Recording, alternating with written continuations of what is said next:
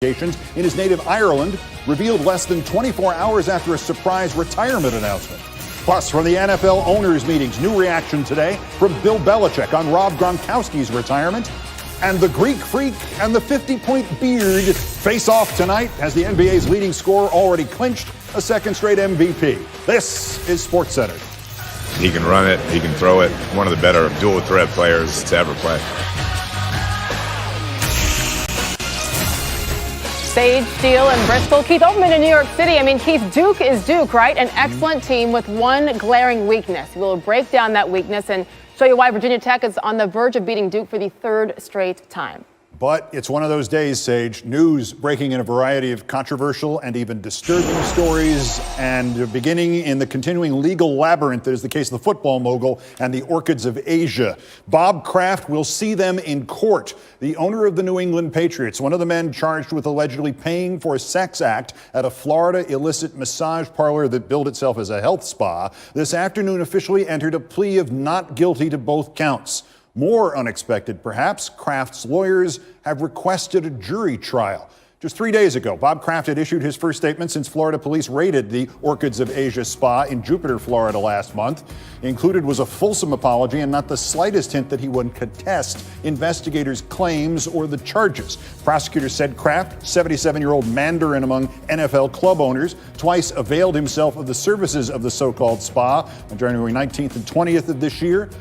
The 20th, of course, the day of the AFC Championship game. The timeline there, Kraft named by police as one of over 200 involved. Today, he pleaded not guilty to 2 misdemeanor counts. If convicted, he could face a year in jail, a $5,000 fine, and 100 hours of community service. Let's turn to ESPN investigative reporter TJ Quinn, who has followed this story for SportsCenter since it broke one long month ago. Do we know, TJ, can we surmise what the strategy behind this decision today from Kraft's legal team is or would be? Well, the larger point to keep in mind is that really nobody thinks this will actually end up in a jury trial. You've got misdemeanor charges. And what's really going on is this standoff over the diversion agreement that the prosecutor has offered Kraft. What that means is if he were to accept it, they would drop the charges, they would expunge his record, they would seal all the evidence, but they want something in return. And the sticking point is the state wants Kraft and the other 24 defendants to admit that they would have lost had this gone to court. That's where Kraft says he won't bend. He doesn't want to admit to a crime, even though he has not disputed the actual facts that investigators or law enforcement have presented in the case. So they're basically running the clock. They also have a motion right now. Kraft wants that video evidence sealed, whether he signs that diversion deal or not. Is there a way back from him on this, though? If they don't settle it in some way, would the jury trial automatically happen? Because, as you note, prosecutors say they have video of these alleged sexual acts. If there's a trial, that video would necessarily become public. There's no way out from that. There's no way for both of those things not to happen, right? No, it's exactly it. That the two concerns. One are to make sure that he separates himself publicly from any accusations of sex trafficking. We saw ourselves the evidence. It seems unlikely the 2 women he were with could have been trafficked. The other thing is keeping that evidence out of the public. They don't want it. He's got a deal on the table that he could agree to that would seal it forever. If he really pursues it, then yes, of course it becomes public. And Florida has very liberal open records laws that would allow that video evidence to be made public. A harrowing thought in many regards. ESPN's TJ Quinn, great thanks. More to follow, no doubt. Sage? Keep a developing story here on SportsCenter. Less than 24 hours after shocking the sports world with a late-night tweet announcing his sudden retirement, UFC star Conor McGregor making headlines once again. According to the New York Times, McGregor is under investigation for sexual assault in his native Ireland. The assault allegedly took place in Dublin last December. He was arrested in January, questioned by authorities, then released pending further investigation and has not been charged with a crime.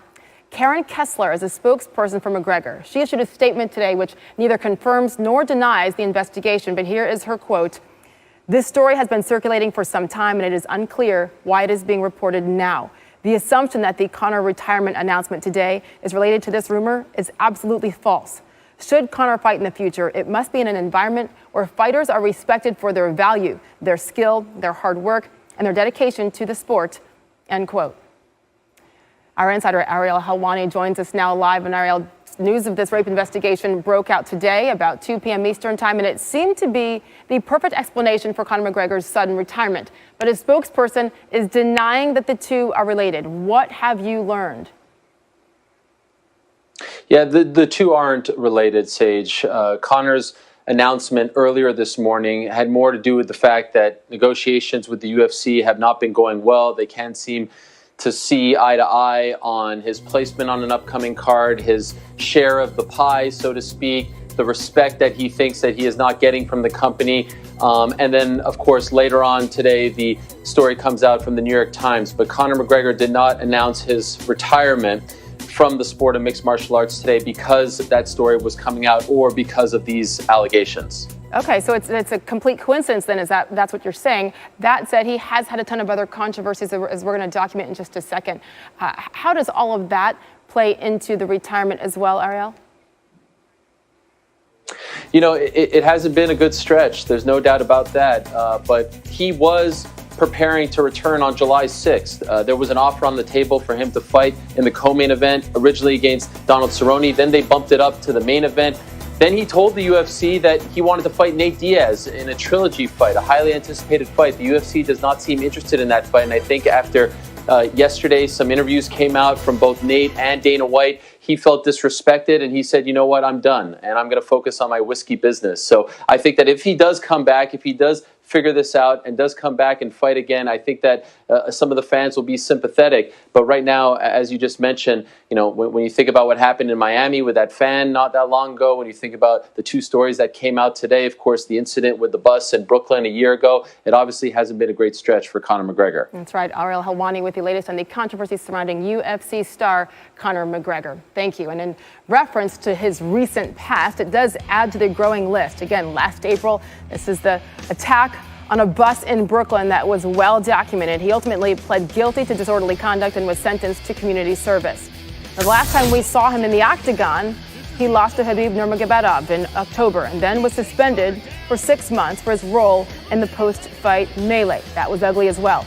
And then just earlier this month, he was arrested and charged with felony strong-armed robbery and criminal mischief after smashing a fan's telephone in Miami. McGregor, one of just 3 UFC fighters with a victory as a featherweight, lightweight, and welterweight. Kenny Florian and Anthony Pettis are the 2 others. McGregor, however, just 2-2 in 4 UFC fights since the start of 2016. That does include his loss in the boxing match against Floyd Mayweather. Still to come on the big show, more big news. First, Gronk retires, then Belichick speaks about Gronk retiring and actually says something. And then, yes, there's news about sports figures who are not in any kind of trouble.